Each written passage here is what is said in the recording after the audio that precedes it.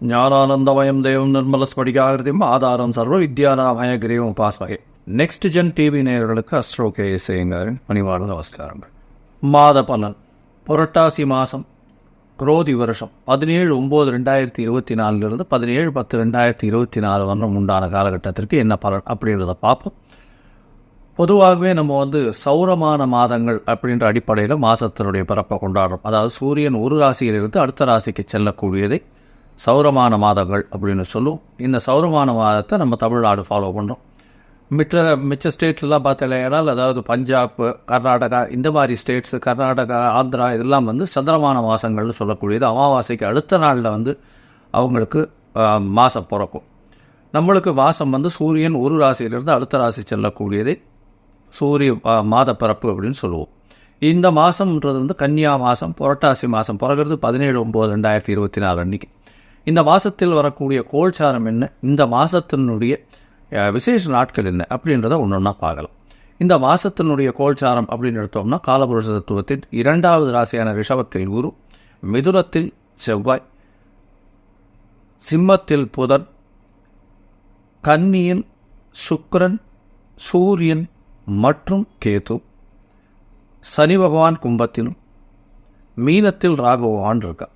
இந்த மாதத்தில் வரக்கூடிய மாற்றங்கள் அப்படின்னு சொல்லக்கூடியது மாத காலங்கள் மாற்றங்கள் என்ன அப்படின்னா, 19/9/2024 அன்றைக்கி 2 கிரகங்கள் மாறுறது. புதன் சிம்மத்திலிருந்து கன்னியிலும், சுக்கிரன் கன்னியிலிருந்து துலாத்திலையும் மாறுறார். அதற்கு பிறகு 6/10/2024 அன்றைக்கி பார்த்தேன்னா, புதன் கன்னியிலிருந்து துலாத்திலும், அதுக்கப்புறம் 14/10/2024 அன்றைக்கி சுக்கிரன் விருச்சிக ராசிக்கும் துலாத்திலிருந்து போகிறார். இந்த மாதத்தில் வரக்கூடிய அதாவது என்ன சொல்கிறது, பயிற்சிகள் அப்படின்னு சொல்லக்கூடிய மாத கிரகங்களுடைய பயிற்சிகள் இதுதான். இப்போ இந்த மாதத்தில் வரக்கூடிய விசேஷ நாட்கள் அப்படின்னு பார்த்தலையானா, புரட்டாசி மாதம்னு சொல்லக்கூடியதே பித்ருக்களுக்கு உண்டான மாதம்னு சொல்கிறோம். நம்முடைய மூதாதையர்களுக்குன்னு ஒரு மாதத்தை கொடுக்கப்பட்டுள்ளது. அதில் பார்த்தலையானா, இந்த 18ஆம் தேதி அன்றைக்கே பௌர்ணமி வருது. 18ஆம் தேதிக்கு மாலைய பட்சம் ஆரம்பம் அப்படின்னு சொல்கிறார். அந்த மாலைய பட்சம் அப்படின்னும் போது 15 நாள். ஒரு பட்சம் அப்படின்னு சொல்லும்போது கிருஷ்ணபக்ஷம் சுக்லபக்ஷம்னு 2 பட்சம் வரும் ஒரு மாதத்துக்கு. அது மாலைய பட்சம் வளர்பிறையை ஒன்றாகவும் தேய்விரையை ஒன்றாகவும் சொல்லக்கூடியது. பௌர்ணமியிலிருந்து அமாவாசைக்கு வரக்கூடியதை தேய்விரை கிருஷ்ணபக்ஷம்னு சொல்லக்கூடியது. இதில் மாலைய பட்சம் பௌர்ணமிக்கு அடுத்த நாளிலிருந்து பிரதமையிலிருந்து ஆரம்பிக்கும். இது 15 நாட்கள் வரும் அமாவாசையோடு சேர்த்து. அமாவாசைக்கு அன்றைக்கி மாலைய அமாவாசை வரும். 18/9/2024 அன்றைக்கி மாலைய பட்சம் ஆரம்பம். இந்த மாலைய பட்சத்தின் விசேஷம் என்ன அப்படின்றத ஒரு தனி வீடியோ போடுறேன். இந்த மாலைய பட்சத்தில் பார்த்தீங்கன்னா, பித்ருக்களுக்கு செய்ய வேண்டிய கர்மாக்களை தனியாக செய்யணும். அதாவது தந்தையார் இல்லாதவர்கள், தாய் தந்தையர்கள் இல்லாதவர்கள், இருவரும் இல்லாதவர்கள் கண்டிப்பாக பித்ருக்களுக்கு செய்ய வேண்டிய கடமைன்னு சொல்லக்கூடிய கர்மாக்களை செய்வதன் மூலியமாக அவர்களுக்கு பித்ருக்களின் ஆசிகள், அவர்கள் குடும்பமும் அவர்களுடைய சந்ததியினரும் மிகவும் நன்றாக இருப்பார்கள். எந்த ஒரு தடங்களும் எடுக்கும் முயற்சியில் வராது. இதனால தான் பித்ருக்களும் ரொம்ப முக்கியம், குலதெய்வமும் ரொம்ப முக்கியம்னு சொல்கிறது. அவர்கள் உங்களை பாதுகாப்பார்கள் எப்போவுமே. சரி, இந்த மாதத்தில் மகாபரணி 21/9/2024 அன்றைக்கி மகாபரணி அப்படின்னு சொல்லக்கூடியது. அதை தவிர 25ஆம் தேதி அன்றைக்கி மத்திய அஷ்டமி. மத்திய அஷ்டமின்னா நடு நாள், அதாவது பௌர்ணமிக்கும் அமாவாசைக்கும் உண்டான நடு நாள், 8ஆம் நாள் மத்திய அஷ்டமி. 26ஆம் தேதி அவிதானவமி.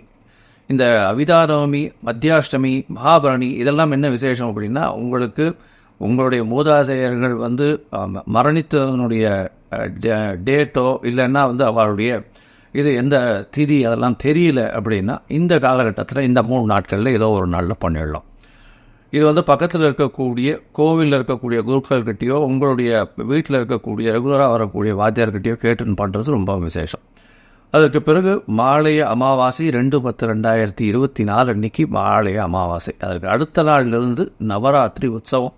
நவராத்திரின்றது ஒரு பெரிய உற்சவம். இந்த இதில் நவராத்திரி ஆரம்பித்ததுலேருந்து 10 நாள் ரொம்ப விசேஷமாக போகும். 11/10/2024 அன்றைக்கி பார்த்தாலேதான் சரஸ்வதி பூஜை. வெள்ளிக்கிழமை வேறு வருது இந்த வாட்டி, ரொம்ப விசேஷம். அதற்கு அடுத்த நாள் விஜயதசமி. 12ஆம் தேதி அன்றைக்கி தசமி. இது மிகவும் மேற்றமான ஒரு நாளாக சொல்லப்படுகிறது. விஜயதசமி அன்றைக்கி பார்த்தாலேனால் எல்லா விதமான பூஜைகளும் நீங்கள் செய்யக்கூடிய இதுக்கு வந்து பண்ணுறது உங்களுக்கு டூல்ஸாக உதவக்கூடிய எல்லா விஷயத்துக்கும் வந்து அது அன்றைக்கி வந்து பூஜை போடணும்னு சொல்லுது. எல்லாத்துக்குமே மரியாதை கொடுக்கக்கூடிய ஒரு பெரிய விசேஷமான நாள் அது. சரஸ்வதி பூஜை அன்றைக்கும் சரி, அந்த அதாவது விஜயதசமி அன்றைக்கும் பெரிய விசேஷம். இதை தவிர பார்த்தீங்கன்னா வித்யா ஆரம்பம் அப்படின்னு சொல்லக்கூடியது. முதல்ல குழந்தைகளை ஸ்கூல் சேர்க்கிறவா இந்த விஜயதசமி அன்றைக்கி போய் சேர்த்துட்டு வர்றது பெரிய விசேஷம். அன்றைக்கி வந்து அபியாசம் பண்ணுவாள் ஸ்கூலில். அதன் மூலியமாக அவர்கள் அன்னியிலேருந்தே வந்து ஸ்கூலில் சேர்ந்ததாக கணக்கு வச்சுட்டு அன்னியிலேருந்து படிக்க ஆரம்பிப்பாள். இது வந்து ரொம்பவும் விசேஷமான நாள். இந்த மாதம் பார்த்தாலேனால் பொதுவாகவே மாத கிரகங்கள்ன்றதை வச்சு நம்ம வந்து பலன்களை சொல்லுவோம். இந்த மாதத்தில் என்னென்ன பலன்கள் வருது அப்படின்றத மேஷம் முதல் மீனம் வரை அப்படின்றத பார்க்கலாம் இந்த மாதத்தில். இதை தவிர என்னுடைய மொபைல் நம்பர் கீழே ஸ்க்ராலிங்கில் போயிட்டு இருக்கோம். உங்களுக்கு அஸ்ட்ராலாஜிக்கல் கன்சல்ட் தேவைப்படுமானால் நீங்கள் எனக்கு ஒரு ஃபோன் பண்ணுங்க. உங்களுடைய date, time, place of birth, உங்களுடைய நேம் அண்டு பேரண்ட்ஸ் நேம் எனக்கு அனுப்புங்க. உங்களுடைய ஜாதகத்தை போட்டு முதல்ல அதில் சந்தி இருக்கான்னு பார்க்கணும். அதாவது நட்சத்திர சந்தி, பாத சந்தி, அதை தவிர வந்து லக்ன சந்தி, லக்ன பாத சந்தி இதெல்லாம் இருக்கான்றதை பார்த்துட்டு அதற்கு பிறகு உங்களுடைய ஜாதகத்தை குறித்து உங்களுக்குன்னு ஒரு அப்பாயின்மெண்ட்டு கொடுக்குறேன். என்னுடைய கட்டணம் என்னன்னு சொல்கிறேன், நீங்கள் அதை போடுங்க. இந்த சந்தியில் என்ன பெரிய விசேஷம்னா, எனக்கு தெரிஞ்ச நிறைய பேர் வந்து துலா ராசின்னு நினச்சிட்டு இருப்பா, ஆனால் விருச்சிக ராசியில் பிறந்திருப்பா. அதாவது விசாக நட்சத்திரமாக இருக்கும். துலா ராசின்னு நினச்சிட்டு 3ஆம் பாதத்தில் இருக்கேன்னு நினச்சிட்டு இருப்பா, ஆனால் 4ஆம் பாதம் விருச்சிக ராசியில் இருக்கும். அதனால் பாதசந்தி வரும்போது ராசியும் மாறக்கூடிய வாய்ப்புகள் உண்டு. அதனால் குணாதிசயங்களும் மாறும். அதை தவிர நீங்கள் நினச்சது எல்லாமே நீங்கள் பார்க்கக்கூடிய அதே மாதிரி லக்னமும் வந்து அந்த மாதிரி சந்தியில் இருந்ததுன்னா மாறக்கூடிய வாய்ப்புகள் ரொம்பவும் அதிகம். இதன் மூலியமாக உங்களுக்கு சொல்லக்கூடிய பலனும் சரி, உங்களுக்கு கிடைக்கக்கூடிய பலாபலன்களும் வந்து மாறுபடும். அதனால் என்ன ஆகும்னா, நீங்கள் நினச்சிட்டு இருக்கிறது வந்து துலா ராசின்னு நினச்சிட்டு இருப்பீங்க, ஆனால் விருச்சிக ராசியில் இருப்பீங்க. பலாபலன்கள் மொத்தமே மாறும். உங்களுடைய கேரக்டரிஸ்டிக்ஸு, உங்களுக்கு வரக்கூடிய அதிர்ஷ்டங்கள், நீங்கள் அதிர்ஷ்டம் இல்லாத நாட்களில் போய் அதிர்ஷ்டம் நினச்சின்னு பண்ண போய் அதுவும் ஃபெயிலியர் ஆகும். ஸோ அதனால் ரொம்ப ஜாகிரதையாக இதை மட்டும் இப்போ குறிச்சிட்டு பண்ணுறது ரொம்பவும் விசேஷம். சரி, இப்போ மேஷம் முதல் மீனம் வரை இந்த புரட்டாசி மாதம் எப்படி இருக்குது அப்படின்றத பார்ப்போம். இப்போது ஒரு ராசியாக மேஷம் முதல் மீனம் வரை கடகம், புனர்பூசம், பூசம், ஆயில்யம் இந்த 3 நட்சத்திரம் 9 பாதங்களை கொண்ட ராசி. ராசியின் அதிபதினு சொல்லக்கூடியவர், அதிவேகமாக செல்லக்கூடிய சந்திர பகவான், மனோகாரகன்னு சொல்லக்கூடியவர். இந்த மாதம் புரட்டாசி மாதத்தில் பார்த்தாலேயானால் பொதுவாகவே மாத பலன்னு சொல்லும்பொழுது சூரியன், புதன், சுக்கிரன் மற்றும் செவ்வாய் இந்த 4 கிரகங்களை வச்சு தான் இந்த மாதத்தினுடைய பலன் சொல்லுவோம். இந்த மாதத்தில் உங்களுடைய ராசிக்கு 2ஆம் அதிபதி 3ஆம் இடத்துல இருக்கிறதும், 3ஆம் அதிபதியான புதனும் ஆட்சி பெற்று மூலத்திரிகோண வீட்டில் இருக்கிறது பெரிய விசேஷம். இதன் மூலியமாக பார்த்தாலேயானால் உங்களுடைய அதாவது இளைய சகோதரர்கள் மூலியமாக நல்ல ஒரு ஏற்றம் இருக்கக்கூடிய காலகட்டமாக அமையப்போகிறது. உங்களுடைய ராசிக்கு 3ஆம் இடத்தை குரு பகவானே பார்க்கறதுனால எல்லா விதமான முயற்சிகள் எல்லாம் வெற்றி பெறக்கூடிய வாய்ப்புகள் நிச்சயமாக இருக்குது.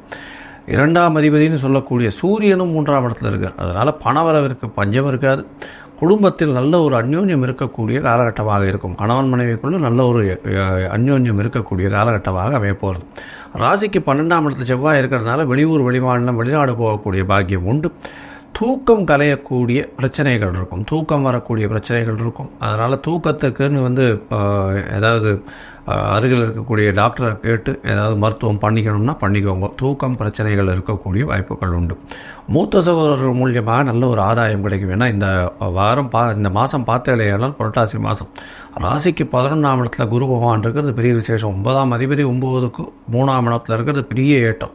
இதன் மூலியமாக பார்த்தாலேயானால் உங்களுடைய தந்தையின் மூலியமாக நல்ல ஒரு ஏற்றம் கிடைக்கக்கூடிய காலகட்டம், தந்தையின் மூலியமாக நல்ல ஒரு லாபம் கிடைக்கக்கூடிய காலகட்டமாக கடகராசிக்காரர்களுக்கு அமைய போகிறது. கடகராசிக்காரர்களுக்கு அஷ்டமத்தில் சனி இருக்கே சாமி எப்படி இருக்கும் அப்படின்னா கவலைப்பட தேவையில்லை. சனி பகவான் வக்கரகதியில் இருக்கிறதுனால பெரிய பிரச்சனைகள் வரக்கூடிய வாய்ப்புகள் இப்போ சதிக்கு இல்லை. ஏன்னா கடகராசிக்காரர்களுக்கு 11ஆம் இடத்துல குரு இருக்கிறது பெரிய ஏற்றம். இந்த மாதத்தில் பார்த்தாலேயானால் கடகராசிக்காரர்களுக்கு திருமணத்திற்கு பார்த்து கொண்டு இருப்பவர்களுக்கு திருமண பாக்கியம் ஏற்படக்கூடிய வாய்ப்புகள் நிச்சயமாக உண்டு. புரட்டாசி மாதம்ன்றதுனால இந்த மாலையபட்சம்லாம் முடிஞ்சதுக்கப்புறம் வந்து ஜாதக பரிவர்த்தனை பண்ணிக்கிறதன் மூலியமாக நல்ல ஒரு ஏற்றம் கிடைக்கக்கூடிய காலகட்டம். இந்த மாதத்தில் உங்களுடைய ராசிக்கு பார்த்தாலேயானால் உங்களுடைய ராசிக்கு 5ஆம் இடத்தை குரு பகவான் பார்க்குறார். அவரே புத்திர காரகன். அவர் வந்து 5ஆம் இடத்தை பார்க்குறதுனால குழந்தை பிராப்தி ஏற்படக்கூடிய பாக்கியம் நிச்சயமாக உண்டு. இந்த மாதத்தில் உங்களுடைய ராசிக்கு 4ஆம் இடத்துல ஆட்சி பெற்ற சுக்கிர பகவான் இவ்வளோ நாளாக உங்களுடைய ராசிக்கு 4ஆம் அதிபதி 4க்கு 12ஆம் இடத்துல மறைஞ்சிருந்ததுனால படிக்கக்கூடிய மாணவர்களுக்கு பெரிய தொல்லை இருந்தது, மறதி அதிகமாக இருந்தது, மனக்லேசங்கள் அதிகமாக இருக்கும். கண்டிப்பாக வெளியூர் வெளிமாநிலம் போய் படிக்கணும்னு நினைக்கிறவர்களுக்கெல்லாம் பெரிய பிரச்சனைகள் இருந்து கொண்டே இருந்திருக்கும். இந்த மாதத்தில் அதெல்லாம் மாற்றங்கள் நிச்சயமாக நிறைவேறக்கூடிய வாய்ப்புகள் உண்டு. ஏன்னா 4ஆம் இடத்தில் ஆட்சி பெற்ற சுக்கிரன் நல்ல ஒரு ஏற்றம், அதாவது 4ஆம் இடத்துல சுக்கிர பகவான்ங்கிறது பெரிய ஏற்றத்தை கொடுக்கும். ஏன்னா திக்பலமும் ஆட்சி பலமும் பொருந்திய இடமாக இருக்கக்கூடியது காலகட்டம். அதனால் பார்த்தீங்கன்னா ராசிநாதன் 4ஆம் இடத்துல இருக்கிறது, ராசிக்கு 4ஆம் இடத்துல சுக்கிர பகவான் இருக்கிறது பெரிய ஏற்றம். இருந்தாலும் தாயின் உடல்நிலையில் சற்று பிரச்சனைகள் இருக்கக்கூடிய காலகட்டமாக அமைய போகிறது. இந்த மாதத்தில் பார்த்தீங்கன்னா உங்களுடைய ராசிக்கு போட்டித் தேர்வு எழுதக்கூடிய எந்த ஒரு விஷயத்திலையும் வெற்றி பெறக்கூடிய வாய்ப்புகள் நிச்சயமாக உண்டு. அதை தவிர பார்த்தலையானால் வேலை செய்யக்கூடிய இடத்துல ஒரு நல்ல ஒரு ஏற்றம் இருக்கும், புதிய வேலை கிடைக்கக்கூடிய காலகட்டமாக இருக்கும். வீட்டை விட்டு வெளியில் சென்று இருக்க வேண்டிய காலகட்டம் அதாவது வெளியூர் வெளிமாநிலம் வெளிநாடு போகக்கூடிய பாக்கியங்கள் நிச்சயமாக வரும். முயற்சிகள் வெளிநாடு போகிறதுக்குன்னு பார்த்தீங்கன்னா நிச்சயமாக கிடைக்கும். கணவன் மனைவிக்குள்ளே நல்ல ஒரு அந்யோன்யம் இருக்கக்கூடிய காலகட்டம். தந்தையின் உடல்நிலையில் சற்று பின்னடைவு இருந்தாலும் அதாவது சற்று பின்னடைவு இருக்கக்கூடிய காலகட்டமாக இருக்கும். பெரிய பொருட்சேதம் வராது. மருத்துவரிடம் அணுகி நல்ல ஒரு ஏற்றத்தை கேட்டுக்கொள்ள வேண்டிய கட்டாயமாக இருக்கும். இந்த மாதத்தில் பார்த்தீங்கன்னா உங்களுடைய முயற்சிகள் எல்லாமே வெற்றி பெறும்னு சொன்னோம். சில நாட்கள் உங்களுடைய முயற்சியை தள்ளி போடுறது நல்லது. அந்த சில நாட்கள்னு சொல்கிறது சந்திராஷ்டம காலம்னு சொல்கிறது. இந்த மாதத்தில் பார்த்தோன்னா உங்களுக்கு சந்திராஷ்டம காலம் 3 நாள் வருது. எப்படின்னா 17/9 இந்த மாதம் ஆரம்பிக்கும் பொழுதே சந்திராஷ்டமம் ஆரம்பிக்கிறது ஒரு நாள். அதற்கு பிறகு பார்த்தேனால் உங்களுக்கு சந்திராஷ்டம காலம் அப்படின்னு சொல்லக்கூடியது அதாவது 13/10/2024 15/10/2024 வரலும் உண்டான நாட்களில் சந்திராஷ்டம காலம் இருக்குது. இந்த காலகட்டத்தில் புதிய முயற்சி வேண்டாம், வெளியூர் வெளிமாநில பிரயாணம் வேண்டாம்னு சொல்கிறோம். ஏன்னா சந்திரன் உங்களுடைய ராசியின் அதிபதி, அதை தவிர மதிகாரகன் அவர் போய் மறைஞ்சி இருக்கக்கூடிய காலகட்டத்தில் தவறான முடிவுகள் எடுக்கக்கூடிய காலகட்டமாக அமைய போகிறது. அதனால் முடிஞ்ச வரலும் இந்த காலகட்டத்தை தவிர்ப்பது நல்லது. இந்த மாதத்தில் பார்த்தேன்னா பித்திருக்களுக்குன்னு உண்டான மாதம். அதனால் தர்ப்பணம் கொடுக்கறது, அதாவது பித்திருக்களுக்கு செய்ய வேண்டிய கர்மாக்களை செய்கிறது ரொம்பவும் நல்லது. இந்த மாதத்தில் அருகில் இருக்கக்கூடிய திருவள்ளூர் வீரராக பெருமாள் கோவிலுக்கு போயிட்டு வர்றதன் மூலியமாக எல்லா விதமான ஏற்றம் நிச்சயமாக நடக்கும். ஏன்னா அங்கே அமாவாசைக்கு அமாவாசை அங்கே திருவள்ளூரில் பெரிய ஏற்றம் இருக்கும். அதில் போய் பெருமாளை சேவிச்சுட்டு வர்றதன் மூலியமாக உங்களுக்கு வந்த பிரச்சனைகளும் வரக்கூடிய பிரச்சனைகளிலிருந்தும் நீங்கள் நல்லபடியாக விடுதலை பெறக்கூடிய வாய்ப்புகள் உண்டு. இந்த கடகராசிக்காரர்கள் அதிவேகமாக செயல்படக்கூடியவர்கள். அதுவும் பார்த்தாலேயானால் விவசாயம், பால் வியாபாரம் பண்ணுறவா, அதை தவிர பார்த்தாலேயானால் இந்த பஸ்ஸு டிரைவர், கண்டக்டர், அதை தவிர வேகமாக வண்டி ஓட்டி சாப்பாடு கொண்டு போகிறவங்க, இந்த ஸ்விக்கி அந்த மாதிரியான உணவு பதார்த்தங்கள் எடுத்துகிட்டு போகிறவங்க, உணவு பதார்த்தம் டிஸ்ட்ரிபியூஷன் பண்ணுறவங்க, உணவு பதார்த்த தொழிலில் இருக்கிறவங்க நல்ல ஒரு ஏற்றம் கிடைக்கக்கூடிய மாதமாக இந்த மாதம் அமைய போகிறது. லோகா சமஸ்தா சுகினோ பவந்து. நன்றி, நமஸ்கார்.